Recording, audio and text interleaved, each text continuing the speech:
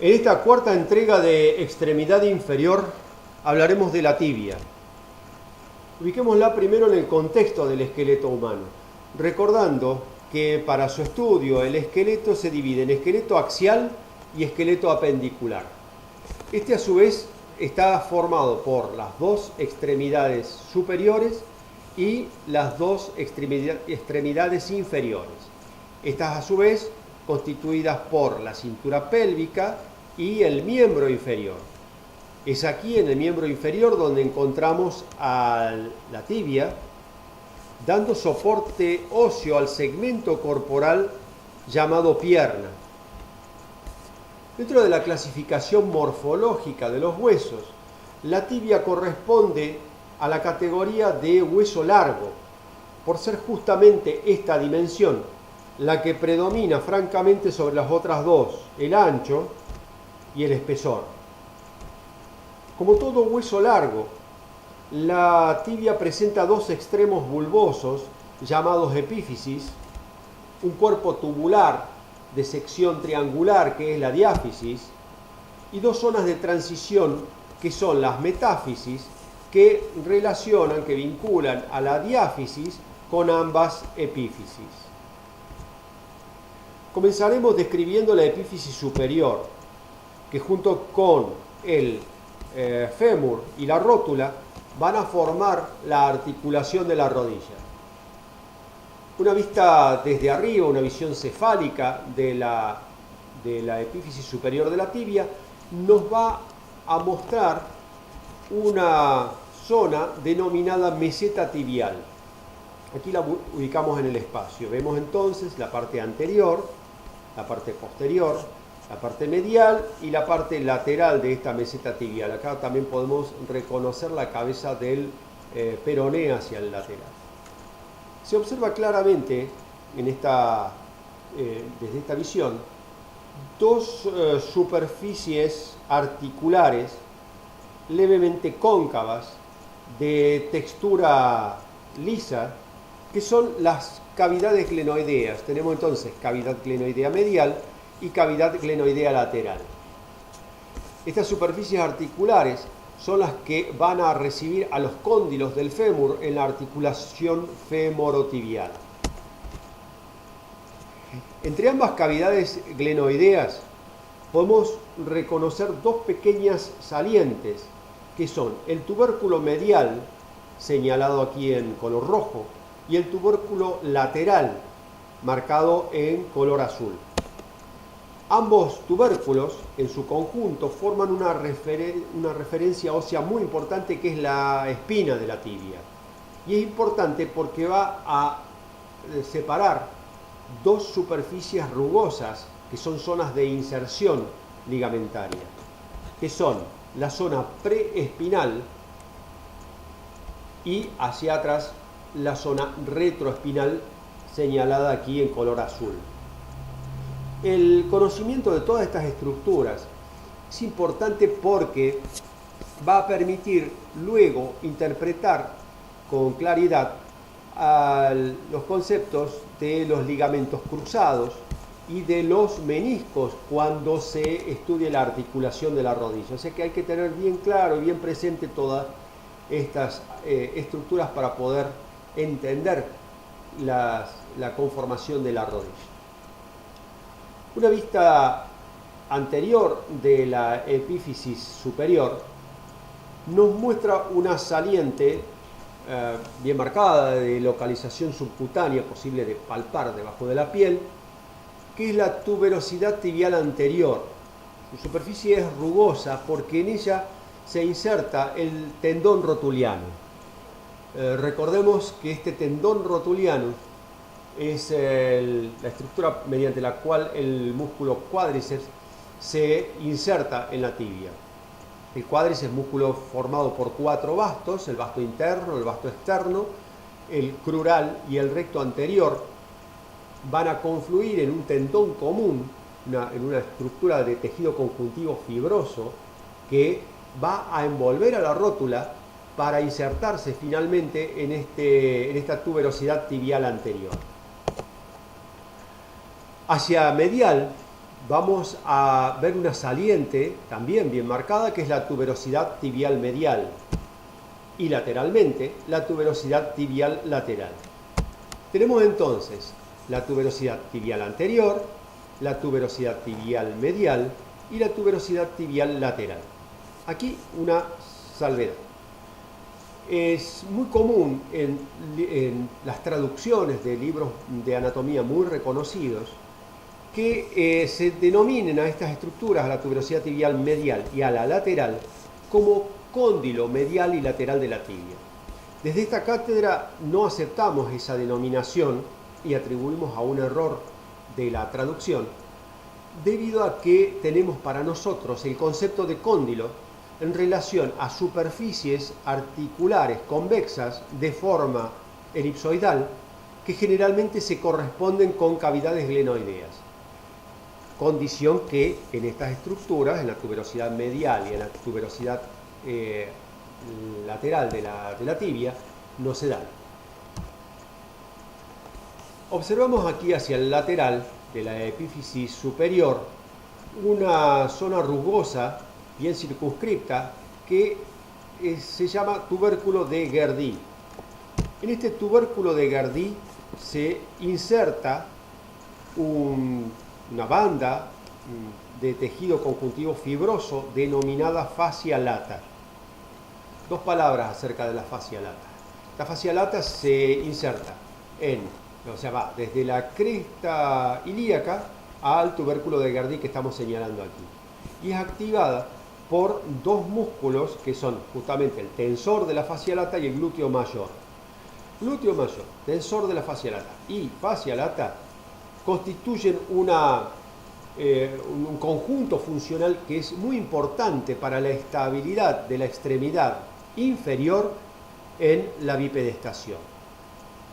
Y aquí estamos marcando entonces el tubérculo de Guerdy, que es la inserción distal o inferior de esta fascia lata.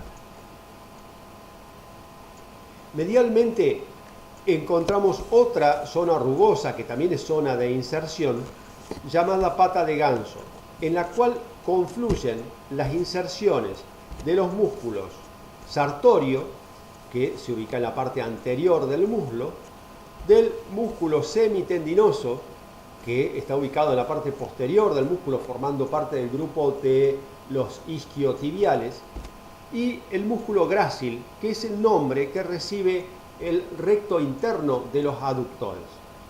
Entonces, sartorio, semitendinoso y recto interno de los aductores, también llamado músculo grácil,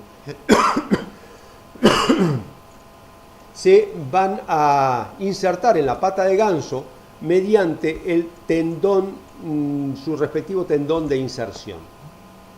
Lateralmente vamos a encontrar una superficie articular pequeña de textura lisa, que es la cara articular para el peroné. Aquí podemos observar tibia y peroné en la relación de esta articulación, que es la articulación tibio-peronea superior.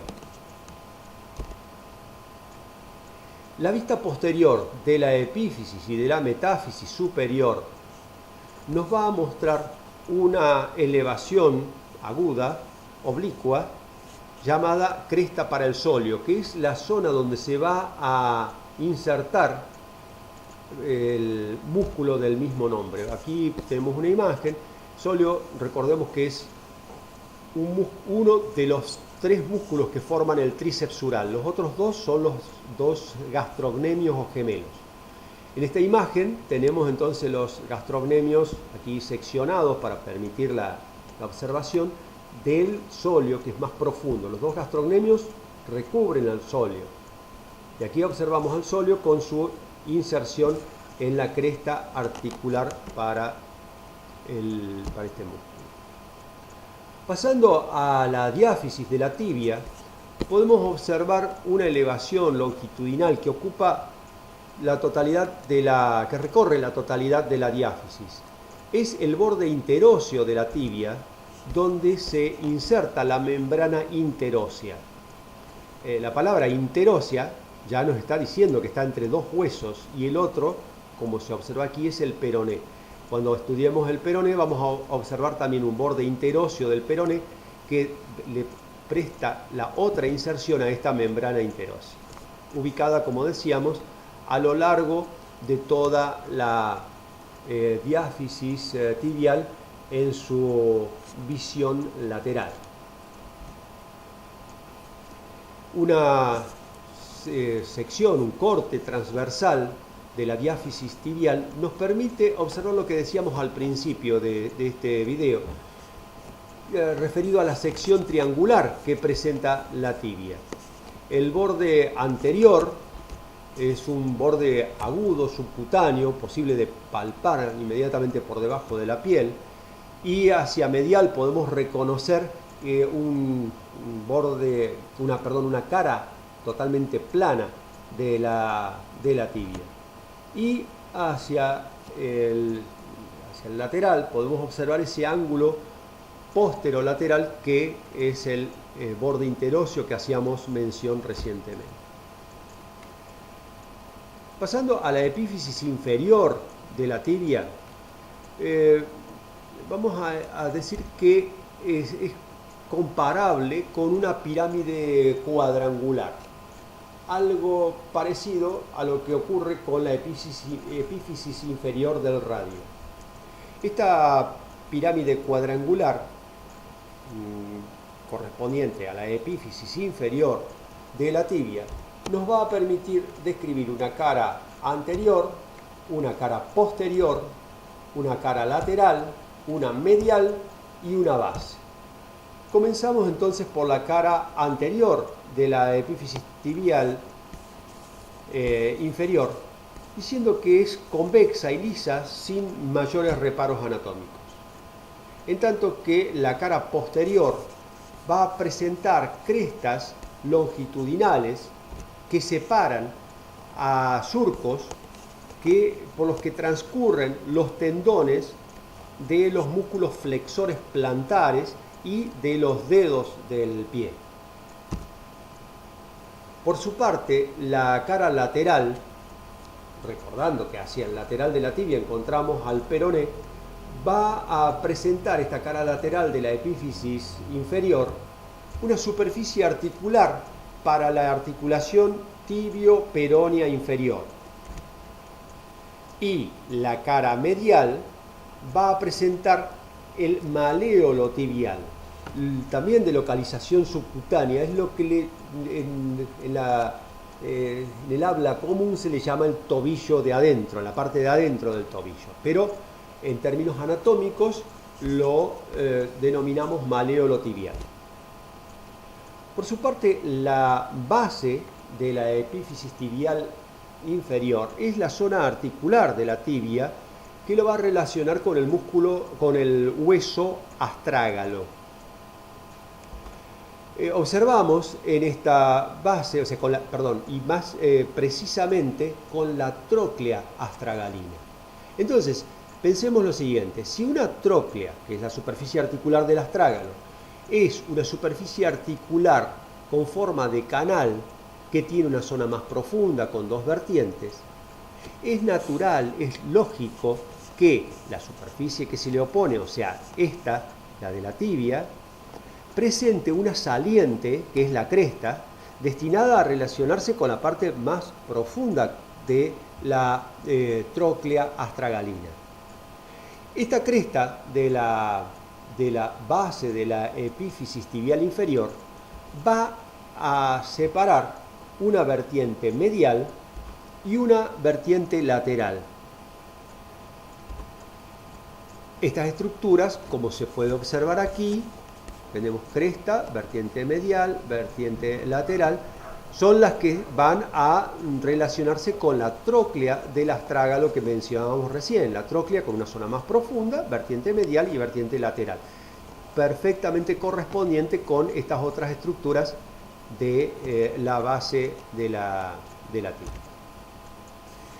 Todo esto, en la articulación, como se verá luego cuando se estudie la parte de artrología, nos permite identificar claramente esto: la base de la epífisis inferior de la tibia, que es una vista frontal, correspondiente con la tróclea del astrágalo.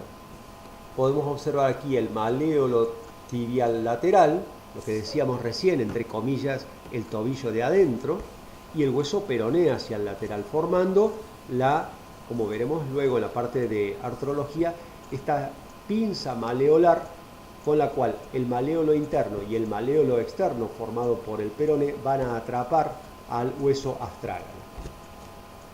Bien, si este video te ha resultado de interés, te pedimos como siempre que nos acompañes con un me gusta en el canal YouTube, y te invitamos también a comunicarte con nosotros a través de nuestras vías de comunicación, que pueden ser el Facebook, el correo electrónico, y también si querés ver el texto escrito de esto que acabamos de mencionar en este video, lo vas a encontrar en nuestra página web www.anatómica10.galeon.com.